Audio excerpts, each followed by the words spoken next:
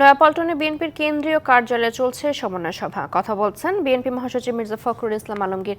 আমরা যুক্ত হচ্ছি সেখানে। 1990 সালে আবার একটি ছাত্র গণ অভ্যুত্থানের মধ্য দিয়ে দেশে গণতন্ত্র প্রতিষ্ঠিত হয়েছে। আমি এই কথাগুলো বলছি যে আমাদের আজকের যে প্রেক্ষাপট, এই আলোচনা সভার বা প্রস্তুতি সভার যে প্রেক্ষাপট, এটা কিন্তু সেই গণতন্ত্রকে কেন্দ্র করে। এরপরে আপনারা জানেন যে 2008 সালে 111 অর্থাৎ আরেকটি চক্রান্তের মধ্য দিয়ে গণতন্ত্রকে ধ্বংস করা হয়েছে এবং সেখানে আপনারা জানেন যে দেশনেত্রী এবং খালেদাকে গ্রেপ্তার করা হয়েছিল, আমাদের ভারপ্রাপ্ত চেয়ারম্যান তারেক রহমান সাহেবকে গ্রেপ্তার করা হয়েছিল এবং আমাদের অসংখ্য নেতাকর্মীকে সেদিনও গ্রেপ্তার করা হয়েছে।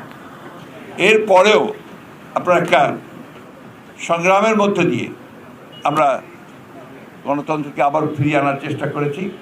2007 সালে যে 8 সালে যে নির্বাচন হয়েছে, সেই নির্বাচনে একটা কারচুপির মধ্য দিয়ে আওয়ামী লীগ, যারা গণতন্ত্রকে আগেও ধ্বংস করেছিল, তারা আবার ক্ষমতায় আসে।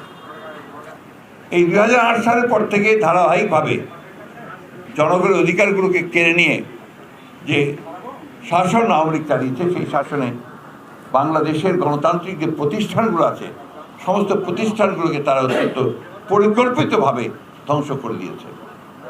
আপনারা জানেন 2012 সালে যে কেয়ারটেকার গভর্নমেন্ট ছিল, এই দেশের জনগণের রাজনৈতিক সংস্কৃতির একটা প্রতিফলন, যে নির্বাচনকালীন সময়ে একটি নিরপেক্ষ সরকার থাকবে, সেটাকেও তারা বাতিল করে নিয়েছিল একতরফাভাবে।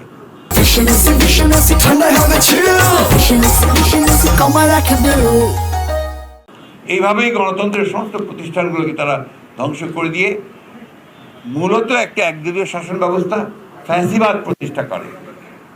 এর বিরুদ্ধে আমরা দীর্ঘ লড়াই করেছি, সংগ্রাম করেছি। আমাদের প্রায় 800-র মতো নেতাকর্মী তারা গুম হয়ে গিয়েছিল, কয়েক হাজার নেতাকর্মী তারা খুন হয়েছেন, নিহত হয়েছেন।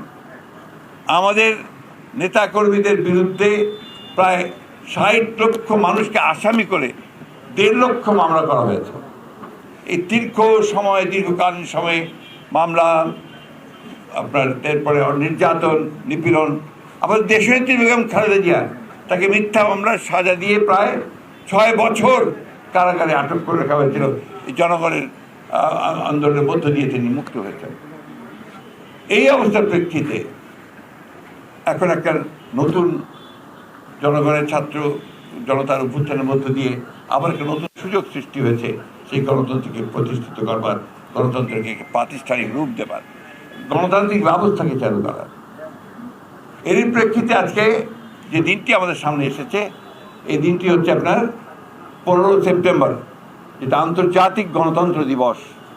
এই আন্তর্জাতিক গণতন্ত্র দিবসকে এই জন্যেই আমার জাতীয়তাবাদী দল স্ট্যান্ডিং কমিটির সিদ্ধান্ত হয়েছে যে আমরা এটাকে অত্যন্ত গুরুত্ব সহকারে গণতন্ত্রকে প্রাতিষ্ঠানিক রূপ দেওয়ার জন্যে আমরা এটাকে গুরুত্ব সহকারে পালন করতে চাই। সেই কারণে আমরা 2 দিনের কর্মসূচি নিয়েছি। 14 তারিখে আমাদের 3:30টায়, বিকাল 3:30টায় শহীদ মিনারে একটি সমাবেশ অনুষ্ঠিত হবে। এই সমাবেশটি হবে এই 14-15 বছরে যারা গণতন্ত্রের আন্দোলন করতে গিয়ে শহীদ হয়েছেন অথবা পঙ্গু হয়েছেন, যারা নির্যাতিত হয়েছেন, তাদের আত্মীয় স্বজন বা তাদেরকে নিয়ে এসে আপনার একটা সমাবেশ করা হবে এবং সেই সমাবেশে বিভিন্ন সাংস্কৃতিক কর্মকাণ্ড থাকবে, আপনার সঙ্গীত থাকবে, এখানে নাটক থাকবে, এখানে বিভিন্ন রকমের যে আবৃত্তি বা কবিতা পাঠ করা হবে।